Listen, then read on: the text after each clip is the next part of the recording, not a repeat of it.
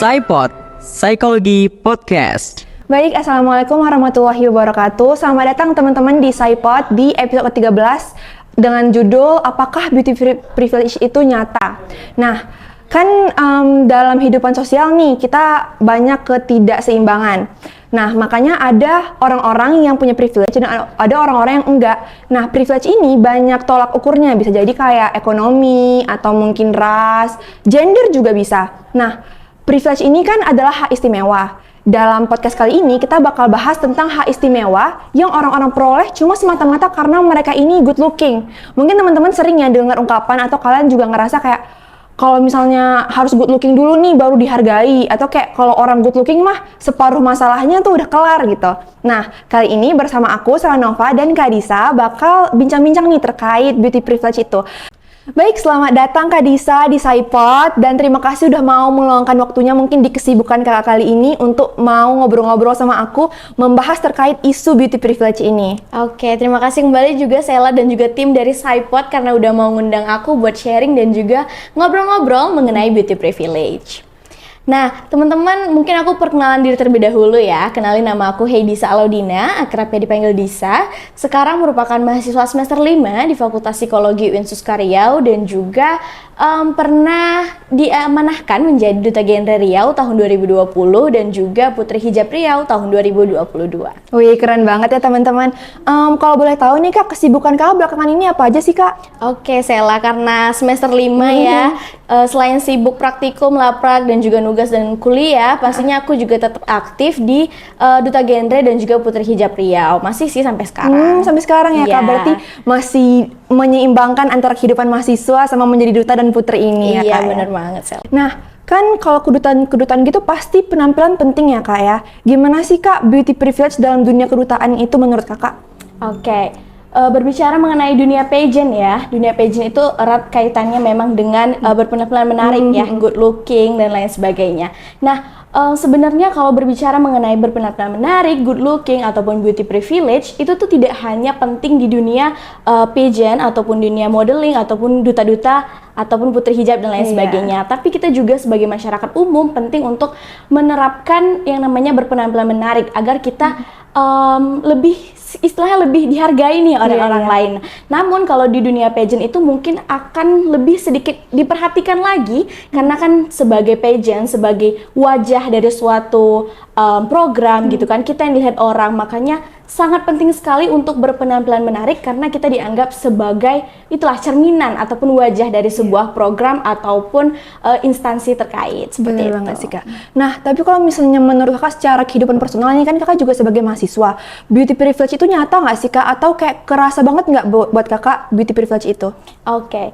Membahas mengenai beauty privilege di kalangan mahasiswa mungkin bisa dibilang nyata juga ya Sela ya, karena sesimpel seperti ini, ketika kita berurusan dengan dunia perkuliahan, berkampus, kemudian sesimpel administrasi misalkan, ketika kita itu dianggap memiliki beauty privilege, kita dianggap lebih menarik, kita lebih rapi, lebih lalala, mereka itu akan misalkan masyarakat yang di kampus ya, itu akan melihat kita lebih lebih menilai kita dari sisi positifnya, sehingga mereka juga ketika melayani kita itu akan lebih ramah. Sesimpel itu sih sebenarnya yang kerasa banget kalau kita lihat di dunia perkuliahan seperti itu. Berarti jadinya lebih memperlakukan lebih baik ya Kak ya, karena kita berpenampilan oke. Dan asumsi mereka tuh sama kita yang dapat beauty privilege ini, oh dia ini pasti baik gitu-gitu. Jadi asumsi mereka juga terikat sama kecantikan tadi ini. Nah, menurut Kakak beauty privilege ini kan biasanya kan yang kita dengar-dengar kan terkait kayak keuntungan nih. Ada nggak Kak sisi negatif dari beauty privilege ini juga? Oke. Beauty privilege memang erat kaitannya dengan sisi positif. Namun ketika kita berbicara mengenai hal-hal yang positif, pasti ada dampak ataupun impact di sisi negatifnya ya. Salah satunya mungkin adanya diskriminatif ataupun stereotip dari masyarakat sekitar. Ketika kita dianggap memiliki beauty privilege, berpenampilan menarik, pasti orang-orang banyak mostly ya nuntut kita itu untuk perfect. Iya, bener banget nggak? Ketika kita dilihat, wah dia ini cantik nih, pasti dia juga pinter misalkan, dia tuh cantik, ya bertalenta, kemudian dia pasti memiliki attitude yang bagus. Namun ketika kita ternyata tidak bisa memenuhi ekspektasi masyarakat, kita akan mudah banget dijudge. Kayak misalkan dia nih cantik nih, tapi dia misalkan di akademiknya kurang gitu kan. Iya, cantik Pasti, doang iya, gitu. Iya, bener banget. Kayak cantik doang ya, tapi ternyata nggak Kosong pintar, gitu. iya, gitu kayak. Jadi mereka hanya menilai kita tuh berdasarkan covernya doang gitu loh. Namun ketika kita misalkan berhasil nih dalam sesuatu hal kayak kita tuh pinter tadi lah misalkan, pasti cuma dianggap ya iyalah dia ini bisa berhasil, dia kan cakep kayak Iya, gitu. iya. Tapi mereka meninggalkan value diri kita yang lain, kayak jatuhnya tuh kayak underestimate sih Iya, sebenarnya. discrediting effort kita Yes, gitu. bener banget. Itu sih yang ya pengalaman juga sih mungkin Iya, ya, dan bener-bener. juga melihat teman-teman yang lain juga banyak yang cerita kalau sering banget di underestimate cuman gara-gara mereka itu cakep kayak Nah, gitu. iya, iya. Nah, kakak kan otomatis nih kakak kan sadar ya sama beauty privilege kakak. Apakah kakak selama ini selalu mendapatkan beauty privilege kak? Atau kakak juga ada momen titik di hidup kakak yang kakak nih di sisi terdiskriminasi nih karena beauty privilege ini, dan jadinya kakak sadar kayak, oh iya ya ternyata beauty privilege sepenting itu, senyata itu gitu. Oke. Berbicara mungkin pengalaman pribadi Iya, ya. Kak. Nah, kalau dari positifnya itu, alhamdulillahnya itu disyukurin banget karena memang banyak banget terbantu di hal-hal yang simpel-simpel lah. Mungkin aku boleh cerita ya, pernah aku tuh orang cashless banget. Jadi kalau misalkan bayar parkir atau apa gitu tuh suka nggak ada uang cash. Iya, iya. Jadi aku pernah bilang, "Bang, sorry ya Bang, nggak ada uang cash," gitu kan. "Oh iya Kak, nggak apa-apa, Kakak kan cantik. Jadi kalau nggak bayar parkir nggak apa-apa." Ayo bener, ini Sumpah. relatable Iya, banget iya mungkin kan? sama teman-teman Iya. juga yang kayak cashless kan. Aku juga pribadi cashless. Bener banget, ini nyata banget. Nah, tadi juga saya nanya kan kak, pernah nggak kakak yang kayak di sisi mungkin kakak sebelumnya nggak glow up gitu kak, pas teman-teman kakak nih yang cantik dan kakak jadi kayak ngerasa wah gara-gara dia cantik sementara aku enggak gitu, pernah nggak kak? Oke, kalau berbicara mengenai perbandingan kita nih dengan diri orang lain, mau kita secakep apapun, menurut aku pasti ada sisi gimana kita tetap membandingkan diri kita dengan Iya, orang iya. lain. Nah, itu juga merupakan impact sih dari beauty privilege tadi, yaitu bagaimana kita memandang diri kita, kepercayaan diri, ya kan, kemudian citra diri juga itu sangat berpengaruh. Karena ketika kita merasa kita tidak bisa memenuhi standar kecantikan di suatu daerah, kita akan merasa pressure nih di situ, Iya, ya kan? benar. Nah, karena adanya pressure-pressure tadi, kita merasa gagal untuk menjadi orang yang secantik teman kita misalkan. Nah, itu tuh akan mengubah kepercayaan diri kita dan juga bagaimana cara kita memandang diri kita ataupun bagaimana kita melihat citra diri kita karena faktor dari lingkungan tadi, gitu sih simpelnya. Pernah nggak kakak ada momen dimana kakak sebel banget sama beauty privilege ini, kayak gara-gara beauty privilege aku jadi gitu, ada nggak kak? Oke, berarti itu kalau dari negatifnya Iya, mungkin iya, ya, negatifnya. pengalaman negatif. Sesimpel yang kayak tadi aku Sudah bilang ceritain, juga, kayak misalkan di kita ada keberhasilan sesuatu, kita cuma dilihat dari Karena cantiknya cantik, doang gitu loh. Misalkan sesimpel kayak oh iyalah dia bisa menang ini, menang itu, dia kan cantik gitu Iya. loh. Padahal mereka nggak lihat effort-effort kita yang Bener. lain kayak gitu. Dan itu tidak hanya datang dari masyarakat umum, bisa jadi dari lingkungan sekitar kita, karena mereka kayak jadi apa ya? Jadi kayak nyepelein sih sebenarnya gitu. Tapi kayak ya udah kita buktiin aja ke mereka bahwa kita itu ada value-nya loh, tidak sekedar cantiknya aja Iya, gitu. iya, iya. Gitu sih. Nah, kan kita nih sebagai seseorang juga kita bound to see karena orang tuh karena kayak atraktif gitu ya kan kak. Nah, gimana ya kak menurut opini kakak nih buat cara kita mengatasi beauty privilege ini yang udah sistematis, udah mendarah daging sebenarnya di kehidupan sosial gitu kak? Oke. Cara mengatasi ataupun kita bagaimana kita bertindak ya dengan beauty privilege itu, yang pertama pastinya kita butuh kesadaran dari diri kita gitu loh. Tidak bisa dipungkiri bahwa beauty privilege itu nyata banget gitu ya. Kesadaran diri, misalkan sesimpel gini, ketika kita mau lamar kerja, salah satu persyaratannya itu pasti berpenampilan menarik gitu kan. Nah, berpenampilan menarik itu sebenarnya nggak harus yang kayak beauty yang gimana-gimana, tapi bagaimana kita bisa berpenampilan rapi, kita bisa groom dengan baik. Makanya ketika kita memasuki mungkin dunia pekerjaan, ada training-trainingnya kan. Iya, Nah, iya. salah satu itu adalah groom. Bagaimana kita bisa menampilkan sisi terbaik dari diri kita gitu. Mungkin kesadaran diri itu yang pertama, kemudian pasti untuk menampilkan apa yang terbaik yang kita punya. Iya. Tidak harus dari beauty tadi, namun bagaimana kita bisa mengembangkan skill-skill kita yang Iya, lainnya, benar. sehingga mereka tidak hanya melihat kita dari sisi beauty itu saja gitu.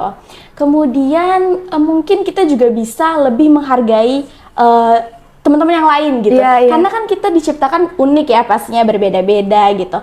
Nah, dengan kita lebih menghargai, kemudian kita support ke teman-teman yang lain, secara tidak langsung kita menciptakan lingkungan yang sehat. Nah, dari lingkungan sehat itu akan juga terbentuk bagaimana pertemanan yang sehat, kemudian bagaimana kita bisa membentuk mental yang sehat, sehingga kita terhindar dari mungkin sisi-sisi negatif dari beauty privilege itu. Kemudian ya pasti yang tadi fokus kepada skill-skill kita dan juga pengembangan potensi minat bakat yang lainnya. Jadi tidak hanya fokus pada beauty-nya doang gitu. Iya. Gitu sih. Terus kita ini kan Kak sebagai mahasiswi psikologi nih kan Kak, menurut Kakak bisa nggak sih kita tuh kayak menyalahkan atau mungkin kita berempati ya sama orang-orang yang kayak, tapi aku tuh nggak good looking makanya kayak hidup tuh unfair gitu loh Kak. Gimana sih kita kayak selain iya kita mungkin menyuruh dia untuk mengembangkan diri, tapi kan perasaan dia tuh sebenarnya valid ya kan Kak, karena it is exist gitu. Iya. Oke, untuk teman-teman yang mungkin itulah tadi kepercayaan diri dan bagaimana citra diri dia tadi dipengaruhi oleh lingkungan. Sebenarnya. Mungkin berdasarkan pengalaman dan juga teman-teman yang lain mungkin ya cerita, kalau kita selalu membandingkan diri kita dengan orang lain, dengan teman-teman beauty lainnya, itu nggak bakal ada habisnya sebenarnya.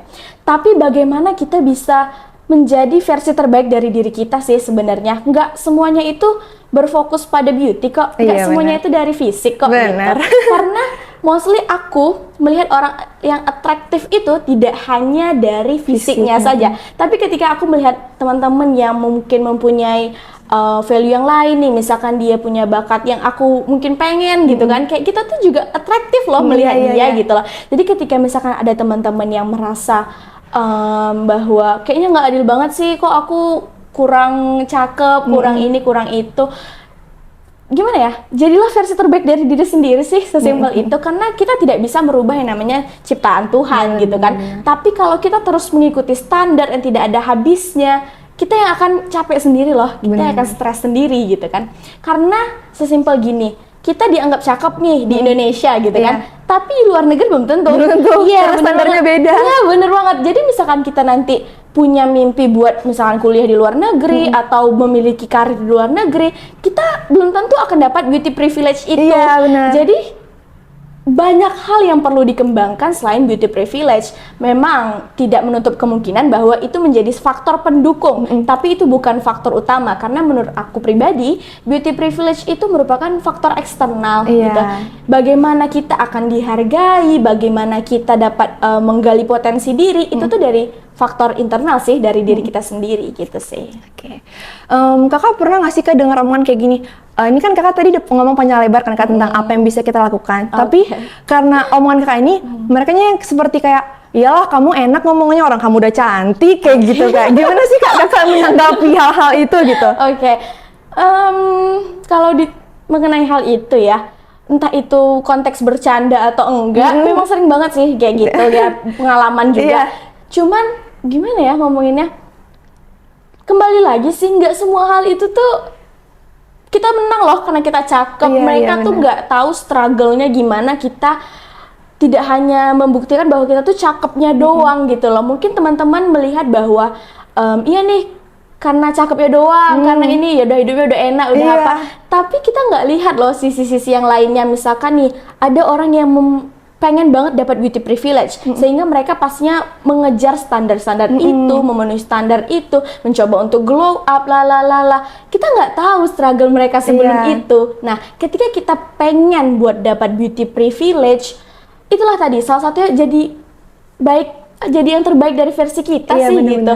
Jadi kayak kita nggak bisa ngejudge orang cuman gara-gara mereka itu cakep. Kita nggak tahu struggle sebelumnya. Jadi dan kita kalau udah ceritain struggle pun belum tentu mereka paham gitu karena kan. struggle orang beda-beda gitu. Bener banget. Jadi kayak ya udah sih paling senyumin aja dan ya advice apa terbaik yang bisa kita kasih, ya udah kita kasih aja gitu.